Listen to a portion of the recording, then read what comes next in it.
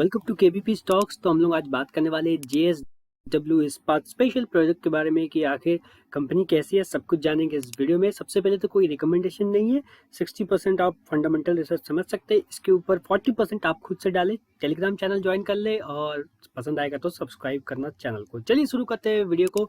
रीसेंट्स में अगर देखें कंपनी के बारे में तो स्पेशल प्रोडक्ट्स जो भी है तो उनके ऊपर हम आपको बताते हैं। तो 28 करोड़ का नेट लॉस दिसंबर क्वार्टर में आया था कंपनी का, तो सब कुछ जानेंगे। अभी फिलहाल के लिए यही है कि कंपनी का जो बर्डन हो रहा है और डेप्ट क्या उसको लेके डूबेगा, सब कुछ जानेंगे इस वीडियो में गाइज। और रिसेंट्स में वॉल्यूम देखा जाए तो थोड़ा कम हुआ है कंपेयर टू पिछले समय, और प्राइस परफॉर्मेंस देखें तो जितना रिटर्न हमें पहले थोड़ा बहुत मिल गया था 3 साल 1 साल कंपेयर करें तो रिसेंट्स में हमें काफ़ी ड्रॉप आउट दिखा है। 20% 30% के आसपास ये ड्रॉप हो चुका है स्टॉक। ओके, तो ओवरऑल चार्ट ओवरव्यू पे देखें तो एक समय आप जैसे कि देख सकते हैं एक अच्छा प्राइस लेवल हुआ करता था इस स्टॉक का, लगभग 600 के ऊपर हुआ करता था। उसके बाद से कंटिन्यूसली ये नीचे गिरता गया 2010 के बाद, और स्टॉक वापस से अपने आप समझ सकते हो 34 रुपये तक आ चुका है। ओके, तो लो 22 रुपये का स्टॉक रहा है, 1601 करोड़ का यहाँ पे मार्केट कैपिटल है। स्टॉक भी फिलहाल के लिए अच्छा है, बुक वैल्यू के काफ़ी क्लोज आया। तो ओवर इवैल्यूएशन से स्टॉक कोई नीचे आती है तो इस तरीके से आती है, जैसे आप देख सकते हैं बिल्कुल अपने वैल्यू पे वापस आता हुआ स्टॉक। ओके, कंपनी का डेब्ट जो है लगभग 3000 करोड़ के आसपास है और डेब्ट टू इक्विटी 2 है, तो थोड़ा ज़्यादा ज़रूर है। फेस वैल्यू 10 है स्टॉक का।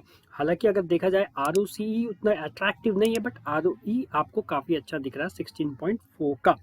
ओके, तो over the period of time अगर देखें हम कंपनी के शेयर होल्डिंग पैटर्न्स, तो प्रोमोटर्स की होल्डिंग थोड़ी घटी है कंपेयर करें पिछले क्वार्टर्स में बात की जाए, स्पेशली इस फाइनेंशियल ईयर के स्टार्ट से लेकर के तो काफ़ी ड्रॉप हुआ है, 53 पे होल्ड किया है।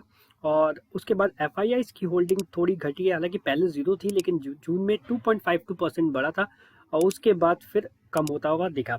DIIs की होल्डिंग भी सिमिलर ट्रेंड ली है, बट DII की पहले बहुत अच्छी होल्डिंग थी जो कि वो लगातार कम करते हुए आए और अब 4.02 पे यहाँ पे स्टैंड कर रहे हैं। वहीं पब्लिक की होल्डिंग 41% है, जो कि इनिशियल बिल्कुल कम था और अब जाकर के काफ़ी बड़ा है स्टॉक पे पब्लिक की होल्डिंग। ओके, और ये आता है अब पेनी स्टॉक की कैटेगरी पे, तो ऐसे ही आम रिटेल पब्लिक इसमें काफ़ी इंटरेस्ट दिखाने में लग जाती है।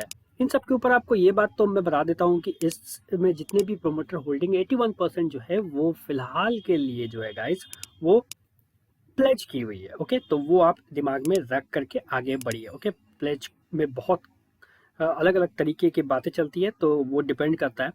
तो अब चलते हैं, हम देखते हैं कंपनी के क्वार्टर ट्रेंड्स कैसा रहा है। इनिशियली देखा जाए तो बिल्कुल जो मेरा सबसे पसंदीदा ना पसंद होता है इनफैक्ट वो होता है सेल्स एंड एक्सपेंसेस ओवरलैप, और वही हमें देखने को मिला। लेकिन पिछले कुछ क्वार्टर से अगर आप देखें सितंबर 20 के बाद तो ये गैप इंक्रीज हुआ और अभी भी फिलहाल गैप मेंटेन कर रहा है, हालांकि कम है बट मेंटेन कर रहा है। तो इससे हमें ये समझ में आ रही है कि आप देख सकते हैं सेल्स कंपनी का बढ़ा है, एक्सपेंसेस भी बढ़ा है, यानी कि कंपनी अपना फोकस कर रही है अब ग्रोथ के ऊपर। ओके, वहीं ऑपरेटिंग प्रॉफिट कंपनी का लगातार बढ़ा हुआ है, यहाँ पे पॉजिटिव पे आया, फिर यहाँ पे थोड़ा डिक्रीज और फिर दिसंबर में 93 के आसपास।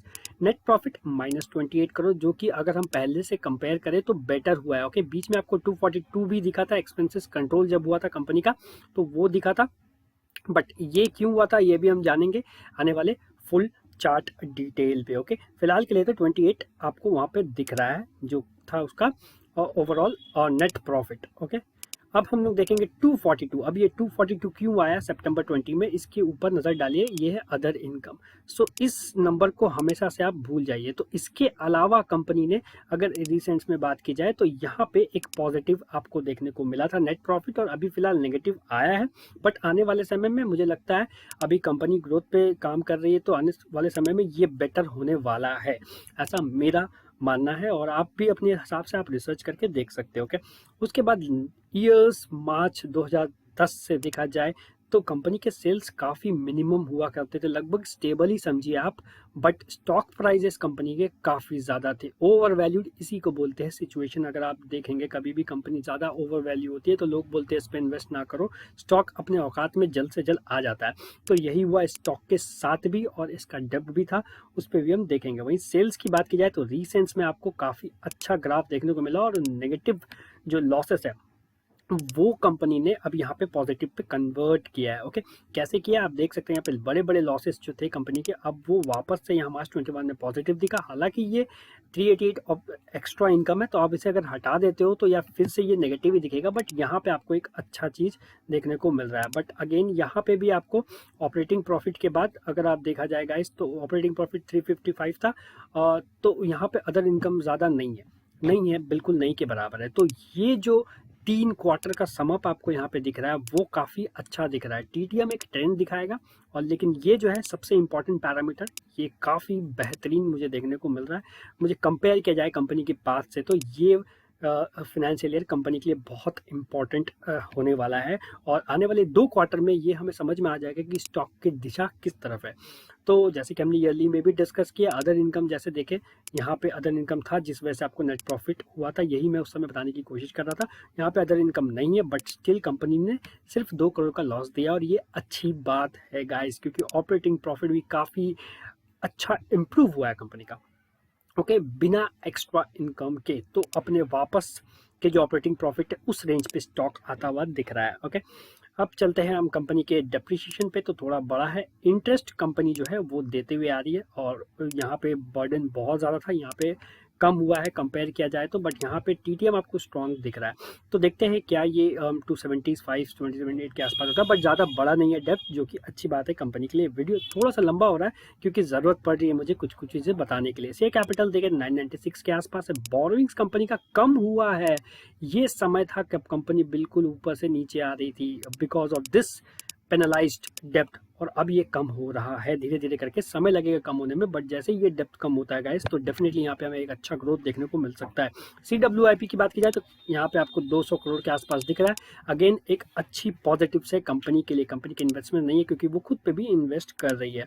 Valuation again durability score company का बहुत अच्छा, वैल्यूएशन कंपनी अब भी बहुत अच्छे जगह पे है। तो अगर यहाँ से आप अगर लेना चाहोगे तो स्टॉक को इस पर्टिकुलर रेंज पे ले सकते हो, या फिर इस रेजिस्टेंस 45.95 के आसपास अगर देखते हो यहाँ पे आपको कंफर्मेशन मिलता है तो आप ले सकते हो। आपको टारगेट 64 के मिल सकते हैं। मोमेंटम फिलहाल के लिए साइडवेज है, बट हाँ ब्रेकआउट्स इसमें बिल्कुल अवेटेड है गाइस। तो बने रहे चैनल में, ऐसी न्यूज़ एंड अपडेट्स के लिए हम बिल्कुल कोशिश करते हैं ज़्यादा से ज़्यादा आपको डिटेल में एक वीडियो बना करके दे, ताकि आप अच्छे से समझ पाए। तो stay connect to the channel, और बहुत सारे वीडियोस हम ऑलरेडी बना चुके हैं स्टॉक के। आपको अगर कुछ पसंद तो प्लीज़ कमेंट करके बताएं, हम वहाँ पे उस स्टॉक को कवर करने वाले हैं, चाहे कोई भी स्टॉक हो। ओके, तो stay connect to channel. Thank you guys, and subscribe कर ले वीडियो पसंद आएगा तो।